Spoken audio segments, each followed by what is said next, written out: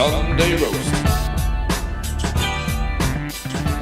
So, yes, hello, Rayanna. Hello. I get it right. I know. Well Rayanna, done. You're really coming along. I'm doing well with reading stuff off there. I won't get you started you've on got my last name. You've actually written it out, so I know. Well, those are all the names that you've called me. So yes. Called you Ray, and I've not called you Ryan, have I? Yeah. Have I called you Ryan? Because I actually quite like that name for a Okay, girl. or called you Anna.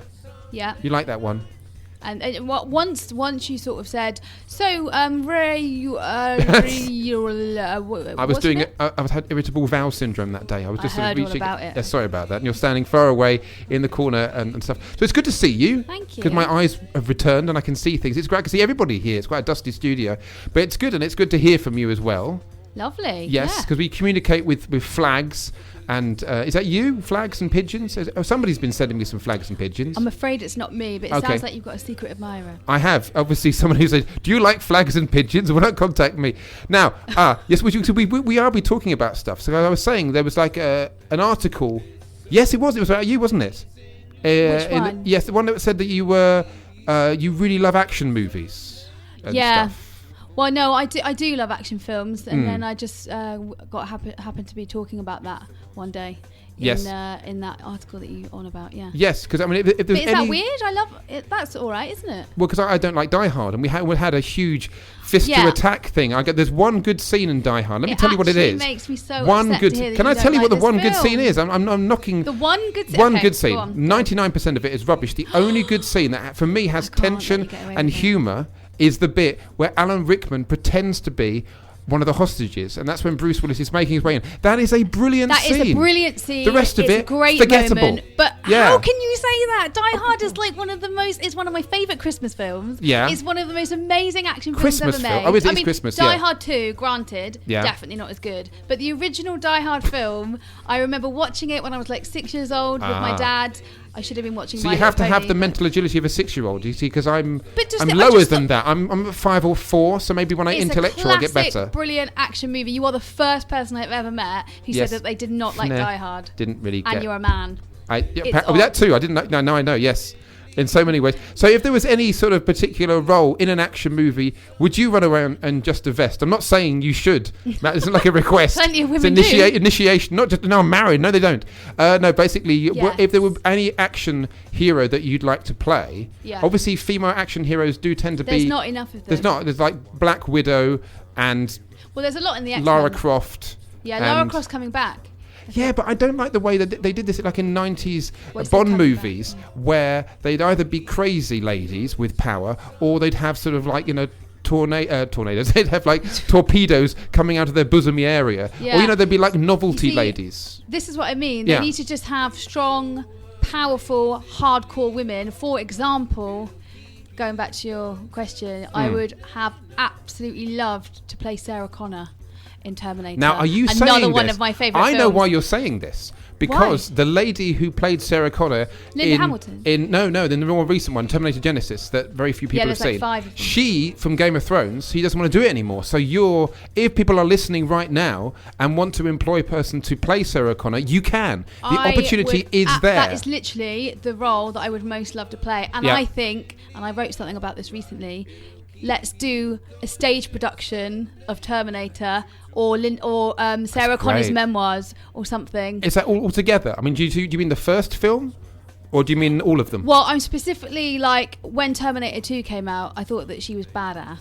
She was amazing. Can we say ass? We've said it now. I've said it, sorry. Okay. I thought that she was... badass. Oh, God, I've said it again. Made it worse. Hardcore. Hard bottom. I thought she was absolutely amazing. And that role was written over 20 years ago. And I just think, let's bring it back. Let's bring her back. More women, more roles like that. Like Ripley in... Like she terrified me. Like... Ripley in Alien. Amazing. Yes, there you go. Yeah.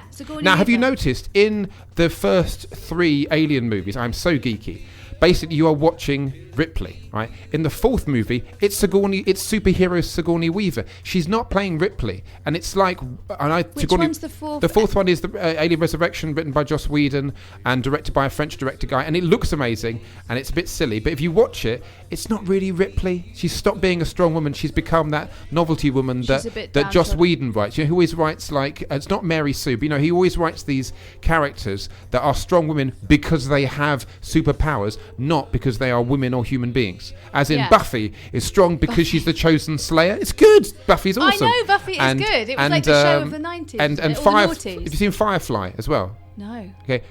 I don't know if you can hear being attacked by. Actually, I think isn't that the Firefly theme tune being played on the accordion? Who knows? But yes, so action. I know exactly what you mean. Yeah, but I just love her. She's awesome. Have you seen Lucy, which is a recent film? Yeah. Oh my god. Some of it was so good. So bizarre. Yeah, this idea that And like it made me feel quite uncomfortable. Yes. But she was amazing in it. she was good, but this idea of going, there's a woman, and now not only has she got superpowers, but she's thinking.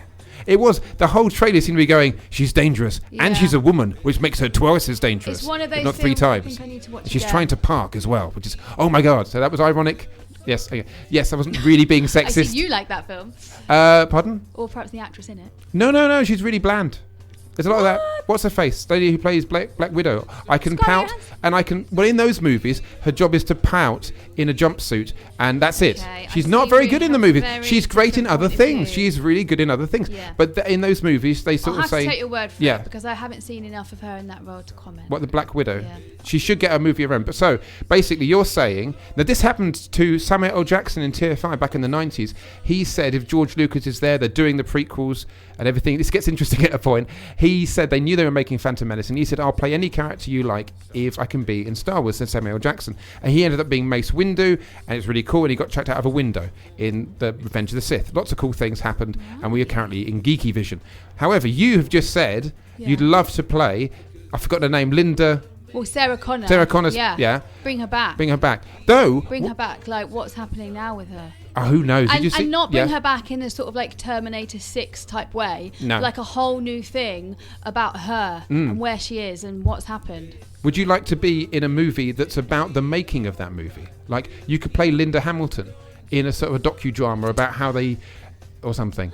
That's an idea. It's an idea. I don't Like know so if many yeah, things, I it's an wouldn't idea. turn it down. There like, you go. Yeah. So, yeah. do you, excuse me, I'm tripping over because it's an important question. Yeah. Do you, or have you ever run around pretending to be the lady from Terminator 2? Have you practiced? Oh, when I was a kid. Yes. Yeah. Okay, so you don't do that nowadays. You don't run around and shout at people. Because she does. I feel so geeky. I read the book. I read the novelization about 2 weeks ago of Terminator 2. And it's hilarious because it's a great movie. But if you read the book, they spend a lot of time describing what the security guards are thinking of. I'm not making this up. You know, usually security guards go, hey! In those movies. Someone steals a car, some fat guy runs like, hey! Like that. Well, in the version, it doesn't just say, hey! And it sort of says, security guard runs out and started thinking about his friend's sister, and maybe one day they'll get together and fall in love. Hey! And it's, that's You'll add. have to lend me the I'll book. lend you the book. I think, yeah. It's well worth reading for Yeah. the pointless detail they add to very minor characters. That sort of good thing. to know. But there you go. So it's good to see you again. So you're going off. you. I might see you again. I don't know. What I are you might up be to back. next? What am I up to next? I am. I'm doing a film in July. About what? It's sort of a apocalyptic type film set in modern day London. Oh. Yeah, it's cool. Has it got zombies in? Because I'm up to here with zombies. No, it hasn't. It's a real drama. It's Yeah. it's about the relationships and rather than any sort of like weird zombie type. So sort of Mad Max creatures. set in London kind of thing, but without Definitely cars. not Mad Max set in London. Okay, so But, none of those things. No. That's the reverse tagline. This film Yeah. is not Mad Max set in London. Yeah, at all. maybe we could call it that. I'll speak to the director Yeah. about that. But, Okay. but no, so I'm doing that, and funnily enough, I just found out a couple of days ago. This is a bit strange. Do you remember I told you once? You asked me once, and I said about this Russian film that I dubbed. Oh yeah, I remember Which now. is hilarious. Yeah. Mhm. But it released in Russia this week, and it's the highest blockbuster selling film so far this year in Russia. Wow, so you That's are hilarious. a star in Russia, but only your voice in another I language. wouldn't go that far, but yeah, it's an amazing action film. So I'm pleased about that. Wow. Okay, can you show us some of that action now? Oh, there she goes. She's jumping out. Don't jump out the window. She's bouncing off the ceiling. That is brilliant. This lady definitely, Rayanna, should definitely be given the role of lady most... Why are you doing the noise? You spoilt it Jumping out now. of a window. Yeah, but be an action person. You go and you come back again. Maybe you can just... You need to be a sit down stronger a bit. woman in your... You want to do it again? Like, rather No, than I going, won't. I'll let you finish. I'll let you finish off there. I forgot you were what I was onto saying something, now. and I interrupted you, well, no, so- you've destroyed my flow now. Yeah, but Flo is completely destroyed. You see my little doll called Flo. Why you had to sit on her when you're staying on the chair, though? Is Flo okay? Sorry, Okay. she's too small. She's small, tall and tiny. But not like yourself, who's going to be a fantastic big thanks. actress. Well, I was going to say, you're a 50-foot woman. You know what I mean. Yeah. I mean in the sense of your state as an amazing thespian, if I could use that word. Yes. So that's good. So look forward to seeing you not only apocalyptically in London, but also possibly in Terminator 6. Who knows? Well, for any listeners who are going to be in Cannes next month, I have a little film there. So if you get to the short film corner, make sure you see it. It's called Sally's Inner Demons. Wow. Sally's in a demon or inner with an ER? She's not inside demons. She's Sally's inner is in her demons. Introvert demons, yeah. Not demons, the not very good sci-fi show on ITV that no one remembers. Do you remember that one? No, it's the kind of demons that I probably can't talk about on a Sunday afternoon show. It's serious stuff. And when is that? When does that happen again? So it's a short film I did last year, and it just got selected. So it's going to screen at Cannes in May.